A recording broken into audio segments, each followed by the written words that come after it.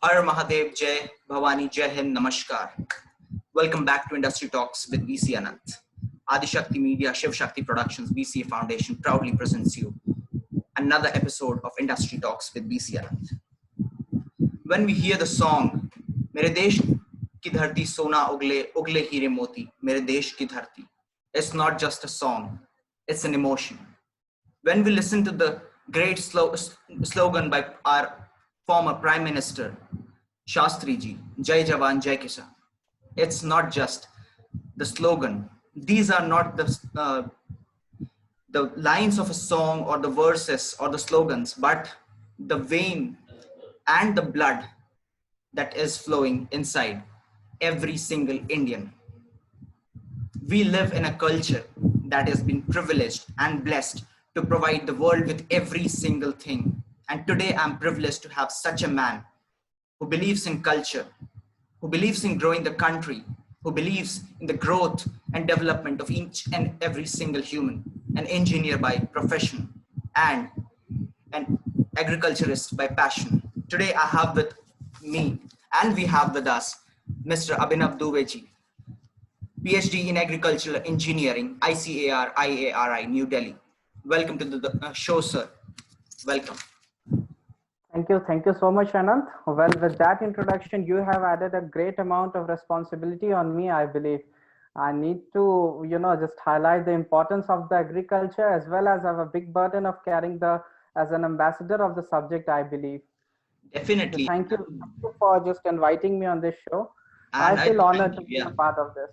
Thank you very much. I literally am blessed and thankful that you joined the show and accepted our team's invitation, because this is our show has not given just faith to everybody, but a literal ray of hope that yes, after this situation, when the things are better, everything is going to be fine, slowly but yes, definitely. And that is why we call this show the show of hopes. And I'm personally very much connected to agriculture, that. Also because of the fact that I am somebody who belongs to textile and fashion background, and I am very much into the fashion industry for more than 3 years now. So, I personally have a lot of questions, not only the questions students or my audience has sent me. So today we are going to get into the fact and decode a lot about agricultural engineering. Let's just jump into the question answer sessions, because I am pretty excited and just want to learn more and more from you. So am I. I'm equally excited. It's very rare that an agriculture engineer gets an opportunity to talk to such platform, and it's an honor to be part of such show. Well, I would love to give answer to all your questions. You can just go ahead, shoot. Thank you. And I personally feel, just exaggerating my show, that it's the most entertaining show at the moment. For some, yes, but most safe and entertaining show at the moment. So definitely it will be. We all know a lot about BSc, MSc in agriculture, the simple agriculture. We know, but what is actually agricultural engineering? And if somebody wants to enroll in it, wants to pursue a career, get into a college, how to do that? Well, look, engineering basically it aims at two major E's.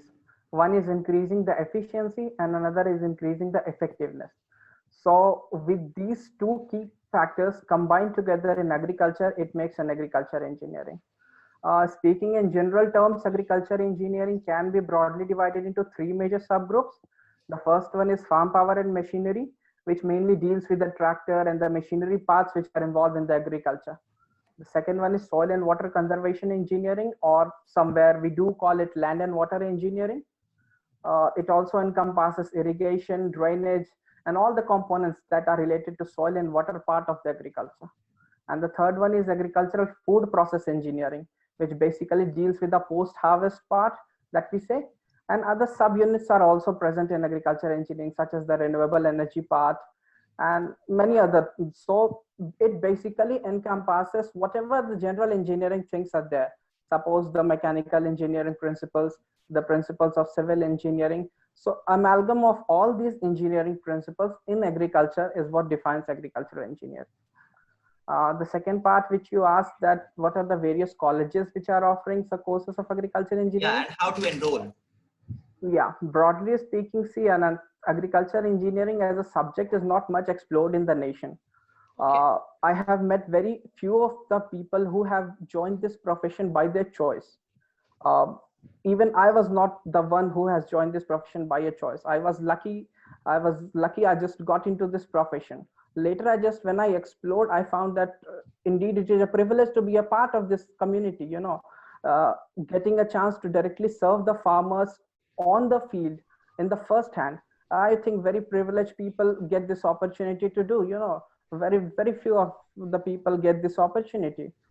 The second thing is, around 50 plus universities are there under ICAR, Indian Council of Agricultural Research, which offer this course of BTech, MTech, and PhD in agricultural engineering. And apart from these, for higher education, the agricultural engineering program is also run in IIT Kharagpur, and some of the other colleges also, like IIT Bombay and IIT Roorkee. Some branches are there, like with some other names. You may call it agriculture and food engineering, some call it land and water management. So the basic core is agriculture engineering. The names may differ. So that is the thing. Yeah. So that was a brilliant answer. I hope the audience is learning, and my audience and the audience related to you are learning, because see, I am somebody who comes from science background, but landed into the science of communication and textiles.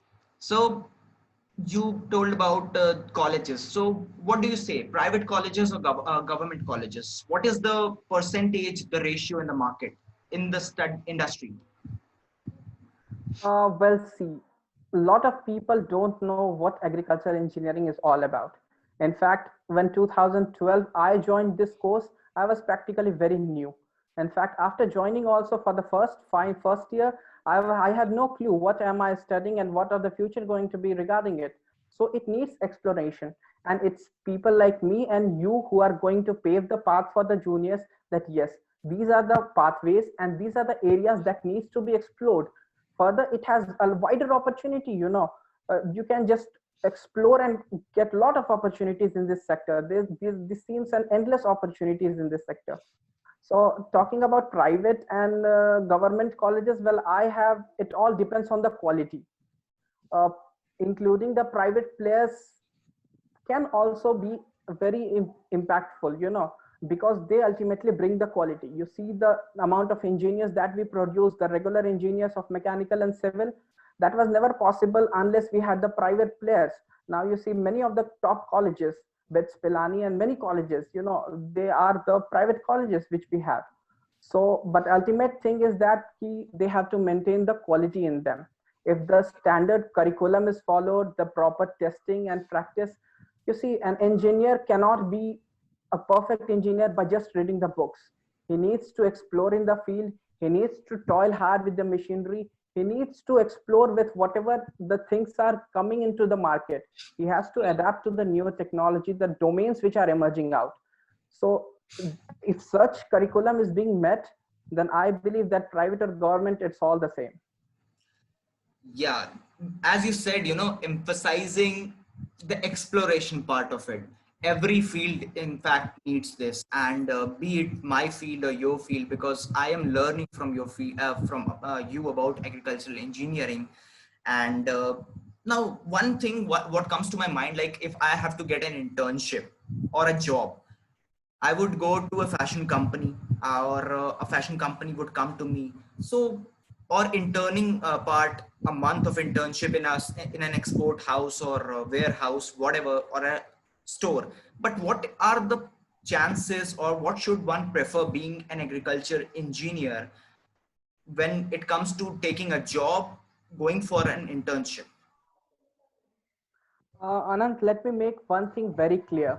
For the people who want to just mint money sitting at home and leading a life of luxury, I believe this profession is not suitable for them.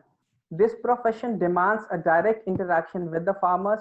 You need to know their problem and design your engineering based on what farmer needs. Sometimes even a small modification, like, let me give an example. Earlier, the sickle which was used for harvesting purpose, Yeah, Yeah. So there's an institute called Central Institute of Agriculture Engineering in Bhopal.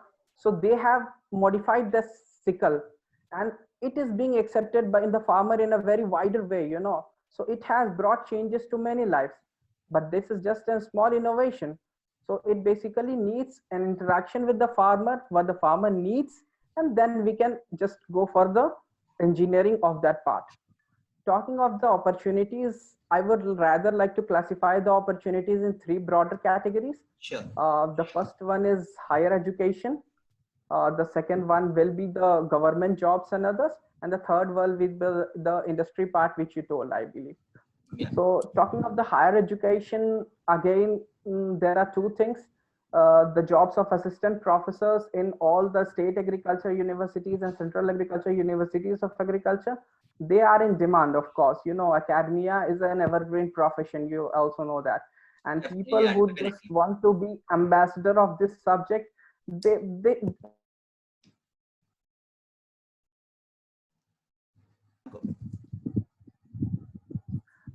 yeah, on the second part, we just have the state government jobs.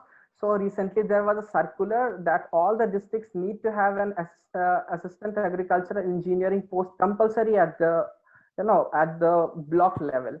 So okay. that will again enhance the job opportunities and give a direct hand to hand connection.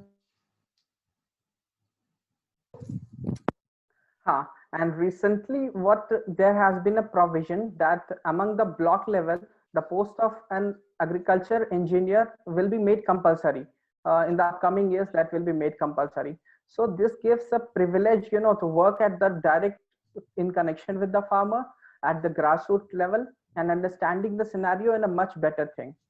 And the third part is industry. As I told, the broader domains, the industries may range from the irrigation industry to the motor pumps industries to the farm tractors, farm implements, and a lot of several industries are there which recruit the people from agricultural engineering.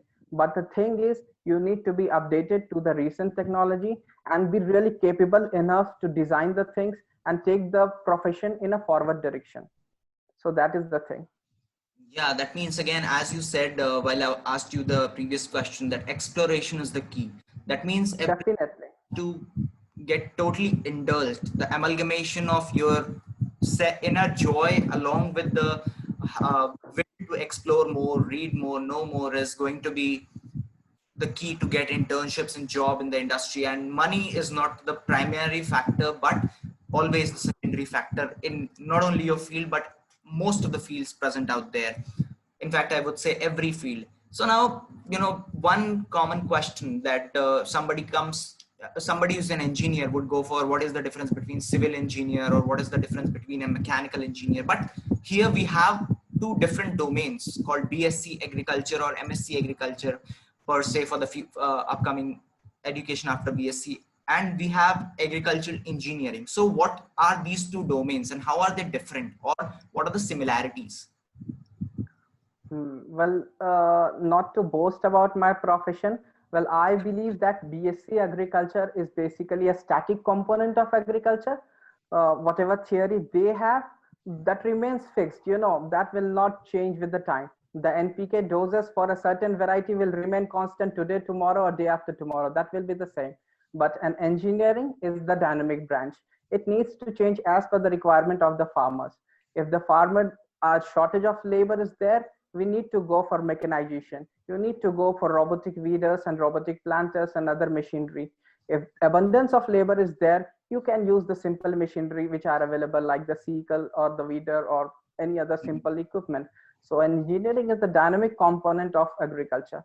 And the growth of agriculture, you see, it mainly depends on agriculture, engineering.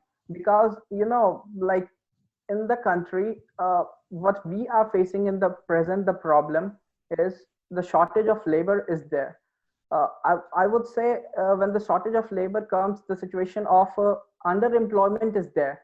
Like for a job where two people are required, we are engaging four or five. So for that situation, it can be overcome by the use of machinery only. And here the agriculture engineering plays a great amount of role, you know.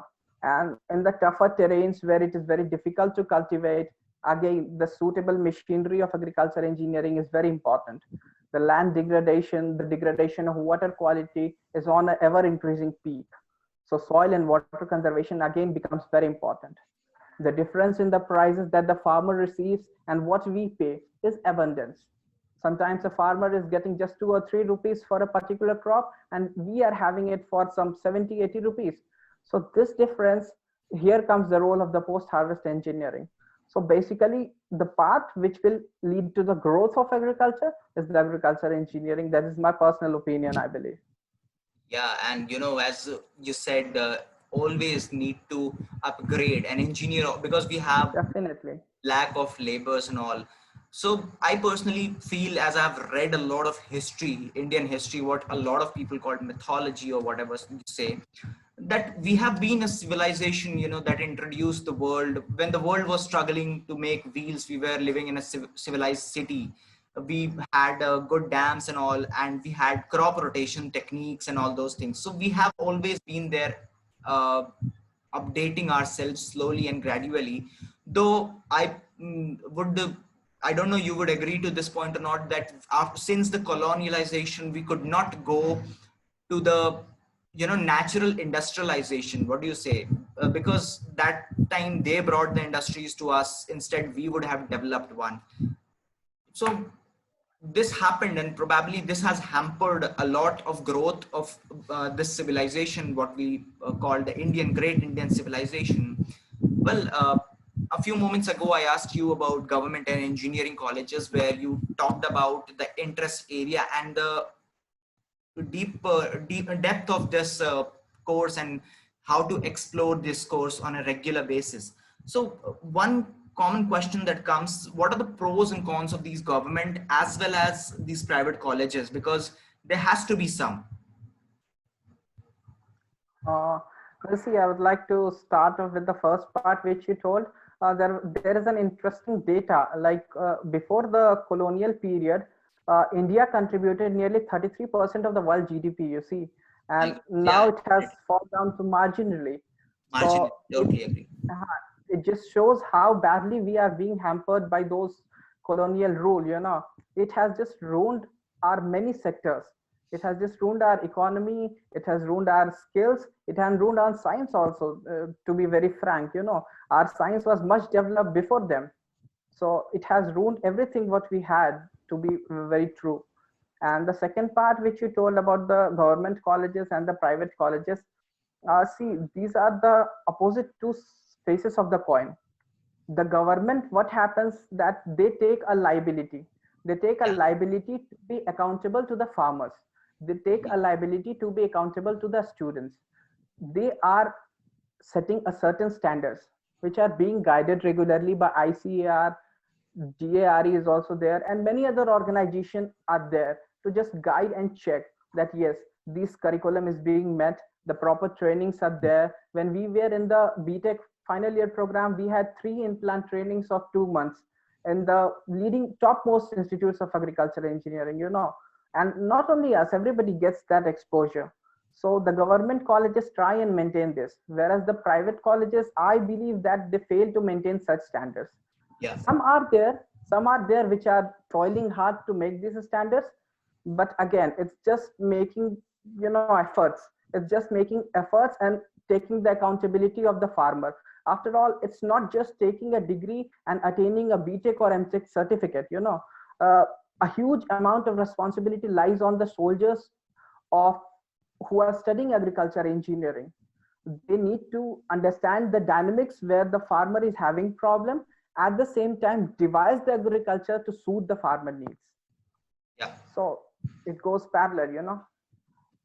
Totally agreeing to the thing you said at the moment, that standard is something government organizations have been doing, setting in this. Right. A lot of organizations in government, we banish them. We say that this is not, they're not doing this good. But I have personally been connected to somebody who's an entomologist, and I can totally relate to that. Yeah, that smile defines it better. So as you see, as we all know, that agriculture is a field, or agricultural engineering is a field that requires a lot of field work. groundwork, that means machinery and be it training or guiding the farmers. So what do you think? Because now we are in a era, for at least for some years, where we cannot closely work. That is why we are doing this interview online. So what do you think is going to be the impact or the changes made in the field work scenario in academics as well as across the globe?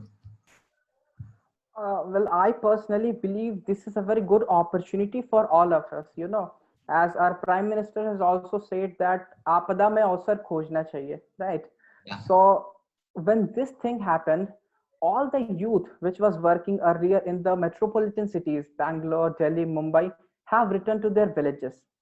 They are at their home, exploring their fields, what fields they have, what opportunities they have at the village. This is the real time to attract the youth to the farming. If properly training facilities, some subsidized loans, and other things, the incentives which you call are being provided at the present times, it will retain the youth to be at home. Like, see, nobody wants to get a bread off at the metropolitan. If being at home is given as a choice, everybody will take it by both the hands. Everybody will grab the opportunity. So Yeah. nobody wants to live away from home. So if proper training, proper incentives, and some incentives which allure the youth to the agriculture, because nobody wants to do the old school agriculture because it is a bit boring and it requires a lot of drudgery, which is not possible by the youth of our generation. So that is only possible by the use of engineering. So when a machine part comes to the field, the youth like me and you can operate it and very well do the agriculture. When we go for high tech cultivation, when we go for protected cultivation in the greenhouses, the yields are 10 to 12 times higher, you see. And when 10 to 12 times higher yield is there, everybody will be interested to do it. Even when I came home, I just went to my village and I was like, I should do farming. I'm very much interested to do farming once I complete my degree. So this is a very good opportunity for all of us. Interrupt, but that is something people must be learning from you. Interested in farm. Please continue. Sorry to bother. No, definitely. Like it is a responsibility for all of us, not only to read the subject theoretically, but to carry out it practically in the field level also. I am also an ambassador for the people to see and learn that yes, he has learned something new from wherever he has studied, and let us try and see what he offers to ourselves. And by this, agriculture will grow because farmers, if you say them theoretically something, they must not believe it at first go. They have their own thoughts about it. Yeah. But if you teach them practically, and if they see that yes, it does works on the field, then I think it is going to work wonders. So it is an added responsibility on all of us to teach them by doing the on the field things. Yeah, as you said, the great quotation by our Honorable Prime Minister Modi ji, that Apada mein Avsar, and you are somebody who is an Yeah, ambassador for this. And as you said, I remember a quote: "When life gives you lemons, make lemonades." And definitely. so we got to do this. Here, I'll share a small story. Like as you said, you. And just sorry to interrupt you. Making a lemonade from the lemon is just post harvest engineering, which you talked about. See, when I am with professionals, I get to learn more. As you said, one more thing, I learned a new That's thing. good. I'll share a small story. As you said, it was 13th of March. I was in New Delhi, NCR. I was in Delhi NCR, and I was in the university. I got a message that yeah, the university is closing today. And certainly we had nothing, because I have another channel where I work, that's called Mystic Yogi, and we had our studio setup made for all those things in my own room, and all the other works we do. I thought, what next? So next day, fortunately, I got a ticket, and I was on train, 14th. And that day only, I texted ambassadors of BCA Foundation that let's make it all. I don't know where did it come from the great Lord up sitting up there or somewhere. that let's all shift all the work of BCA Foundation to online medium. And we were an organization who were 30% paperless by 4th December 2019, and now we are almost 93% paperless, to be precise. So this is how we utilize this, and we are closely working with the agriculture sector to develop a new organizations. I'll tell you one thing, that BCA Foundation, proudly I'm the founder president for this organization for past 11 years and 8 months now. And uh, we have 15 plus organizations in this sort of span, but yes, all dedicated to the nation. And we are going to roll in soon into this agriculture field, and will definitely get help with you. I hope you will not mind helping us. Oh, definitely, definitely. It is indeed a pleasure to, just listen that people who do not belong to this agricultural fraternity or this academia of agriculture are willing to work in this agriculture. It is indeed very good to hear, because people generally don't value agriculture as it should be given the value. You see, the lockdown was there in all the sectors, but a farmer had to go to his field every day. A farmer has no lockdown or no any such privileges, even it is raining or it is the scorching heat or winters, a farmer has to go to the field. And it just adds upon our responsibility as a youngster. Not all heroes wear capes, not all heroes wear capes. Definitely. All heroes are Definitely. privileged every time, or praised every time, but limelight is nothing. That is why people like you and people whom you train or you learn from are because of whom people like me and the audience are eating today. Another question comes to my mind, as you said that we are still young. India is still young to agricultural engineering as a field. So what do you see? Because now heavy machineries come from China, majorly machineries come from China. So now there is an anti-China emotion in the, and Prime Minister already said that Atmanirbharta would be promoted more. So what do you think the next 5 years for India, especially in this field? How do you project it? See, what happens with Indian agriculture is that we have certain constraints. Constraint in the, what I mean by constraint is the income of the farmer is not very high. When you compare with the Western countries, our income of the farmers is predominantly low. The another aspect is that the size of the land holding a farmer possesses is small. Because of this, the land holdings get passes from one generation to another. The size of the land holding that a farmer has gradually decreases, which just restricts the uses of machinery in the field. So the modern concept of this rental machinery, which you call from the KVKs, is gaining popularity. You get it from the rent from the KVKs, and then you can just use it. So these concepts are gaining popularity, and a collective group of some 10-20 farmers are taking the machinery and they are using in the field. Another thing is that the development in the agriculture, you see Israel is a very good friend of India also, strategically.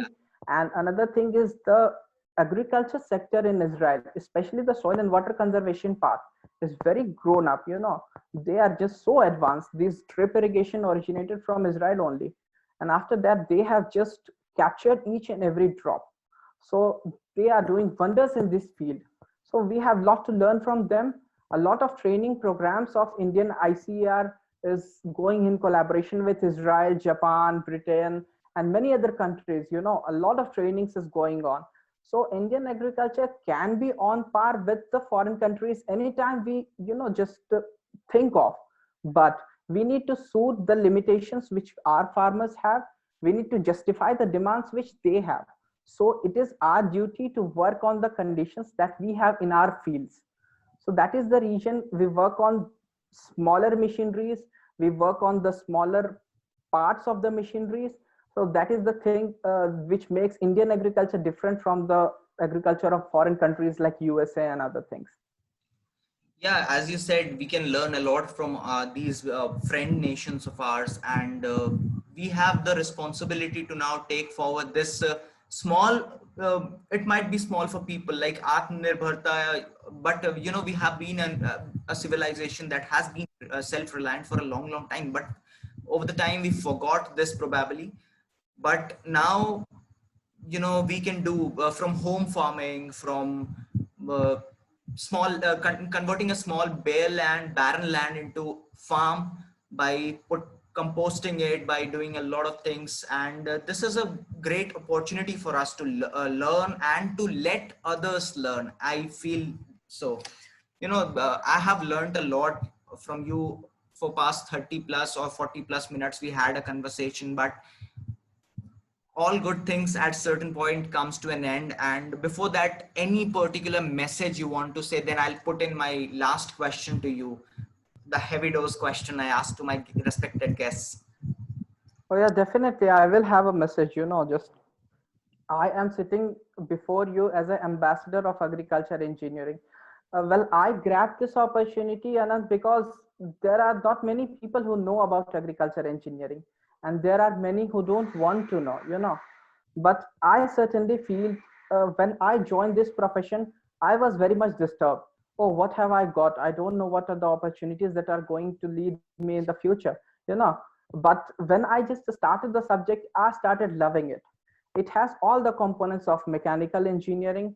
We study the courses of mechanical engineering, some courses from civil engineering, some courses of chemical engineering, and all together put their effective utilization in agriculture. So it just gives an you can say like jack of all trades. So basically an agriculture engineering becomes the jack of all trades after his degree is completed.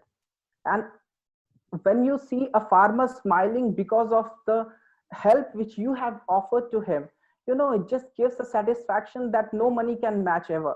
No money can give you that satisfaction if you see a farmer smiling or family being fed because of your reasons. So ultimately this is a profession of hope. That is what I believe. uh, it has a lot to offer for the youngsters.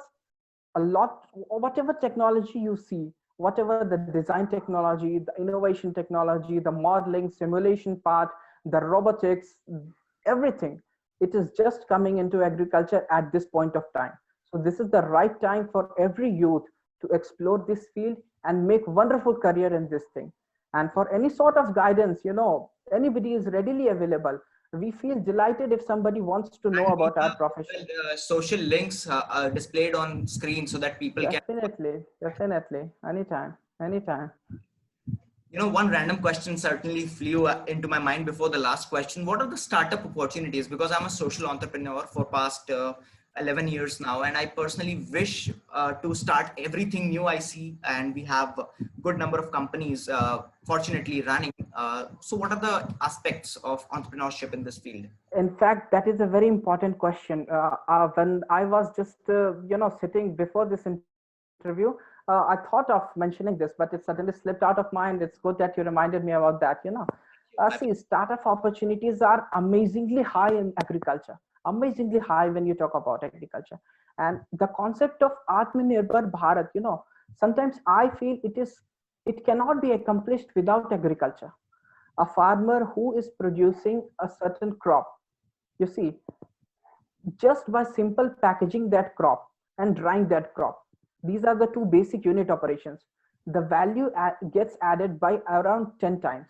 You know, if he produces a commodity A, he can sell it for rupees 10 to the local mandi or APMC market, which you call it.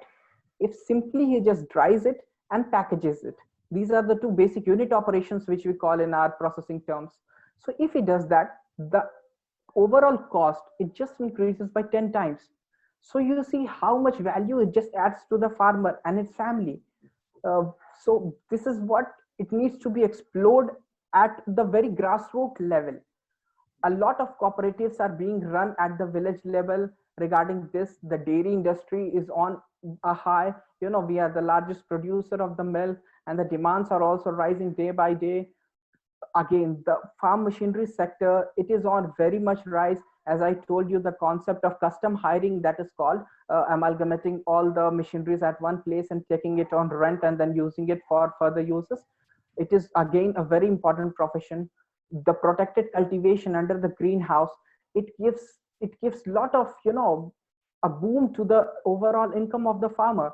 And subsidies are also present in all these sectors. So if a youth is really dedicated, then he can make the maximum money out of it. A lot of entrepreneurship opportunities that you can see, entrepreneurship of organic milk, a person going for the medicinal plants, a person who is going for custom hiring center at the local level. They are just minting money like anything. And after all, apart from minting money, it gives a unique satisfaction also, that you are working with mother nature and you are working for the nature. It is just something which cannot be matched with some other profession. This is very satisfying. Yeah, totally. Agreeing and adding one point, as you said, there are subsidiaries. I closely have worked with the director of MSME, micro small, enterprises, and I had a conversation with him in a good conference that he told that you come to our office in New Delhi, sit with us for certain time, enroll yourself for free, and they'll help you create your enterprise report. And then you can go to a local bank. A woman entrepreneur can go to a local bank, and with least amount of subsidiary or return money, you can get good loan. So I personally think, like, if somebody has to start a startup in agricultural field, per se, not only agricultural engineering, one can get bee boxes. We have bees, but the engineers give us bee boxes as well. So Right. in certain ₹1,000 we can set up the lighting and all, and creating a small farm, we can start up our own business. What do you say? Yeah, definitely. Like, we have our college at Delhi, and Yeah. at very regular interval, the Ministry of Agriculture, the ministers of agriculture, basically the Kailash Chaudhary and Mr. Rupala, and everybody just keeps visiting our college. And the one thing which everybody promotes is this entrepreneurship skills in the future generation. This is one which we need to grow, and ultimately it is going to boost up our economy. So this is a very important factor that we need to look up to very seriously. And what an engineer does, an engineer basically cuts the cost. An engineer basically does it for 10 rupees less than you and try to maximize the profit. And optimization work is what engineers do. And So again, the role of engineering is very higher. yeah, totally. And adding one more fact, data that comes to me, that I am aware about, that, as you said, promote these ministers and these bureaucrats keep on promoting on entrepreneurship. India after 2015 has become number 2 in the world in terms of small enterprises and MSMEs, and the number of entrepreneurs are just next to USA. And I hope post COVID we cross this mark, because one more last small thing I will tell you. Before that, this pandemic, India had no N95 manufacturers, or least number of N95 manufacturers. We used to get them from China, and zero PP kit makers. Now we are Right. number 2 in the world. Almost 2 lakhs a day is the number we make PP kits. So, as you know, Definitely. It opportunity. is indeed a big achievement. It is a Yeah, big it is a achievement. perfect achievement, and we must not only congratulate the government, but the people who grabbed this opportunity. Definitely, it is just the people. A government can make policies, it can tell you about the policies, but it all depends upon me and you and the youth of the generation to make it successful. A vision added to the policies can make it just a perfect. Totally. Now, that last question I have been trying to ask you for last 10 or more than 10 minutes, but I, just want to learn and learn and absorb everything from you. BCA Foundation is a small organization. Although we are almost more than a decade and couple of years old, or more than a decade old than that. But we have served the nation for a long, long time. And one good thing I'll tell you, inform you, that might bring smile to your face, that the very first organization that we opened was Go Green Club. And in 10 years, when we completed 10 years, we had almost planted n number of trees and plants across several places, and we had GGC, or Go Green Club, did wonders. Till then, we were not registered. Then we got registered by the government of India. Still, we don't earn much in terms of funds, but we earn a lot of respect from people. And That's important. That's important. You know, that's funds and money at our age, funds and money do not matter much. If you are capable of earning respect and satisfaction, that is most important to see. You know, that is the most important asset that you can possess at this young age. totally. And what do you, lastly, I would like to know your views about how do you feel to be here on the show and your views on industry talks with BC Anand. I've been asking every of my honorable guests this question. No, indeed, this is what you have given a great platform for me to be act as a brand ambassador of my subject. Uh, you know, we try to promote our subjects because it is one sector that can opportunities. You know, it can give opportunity to a lot of youngsters, but certainly many of the people don't know about it. So through your medium or whatever the platform which you have provided, I believe it can reach to maximum number of people. And again, as you said, that we are going to earn a lot of respect and satisfaction, and that is the key what me and what why you are working for ultimately. Definitely. Vasudhaiva Kutumbakam, as we have been learning and saying. I hope Right. IARI watches this. The whole college of yours and the whole audience of mine watches this. Not to earn, Definitely. but to learn. Right, right. In fact, Yeah. right. So that was it from our side this time again. Uh, you all know as an audience that I don't like endings, but all good things must come to an end so that new things must start. We are happy that Abhinav ji joined us, and we are privileged that our audience must have learned a lot of key points about agricultural engineering and agriculture sector industry, I must say, in India and across the globe. So we'll be back very soon with another beautiful guest of ours. Till then, take care. Jai Hind, Jai Bharat, Vande Matram. Signing out with a smile, with lots of love and blessings to all of you from Adi Shakti Media, Shiva Shakti Productions, BCA Foundation, proudly powered by BCA TV. Jai Hind, Jai Bharat. Thank you, Abhinav ji, for coming. Thank you. Thank you so much, Anand. Thank you. Signing out with a smile. It was nice. It was nice.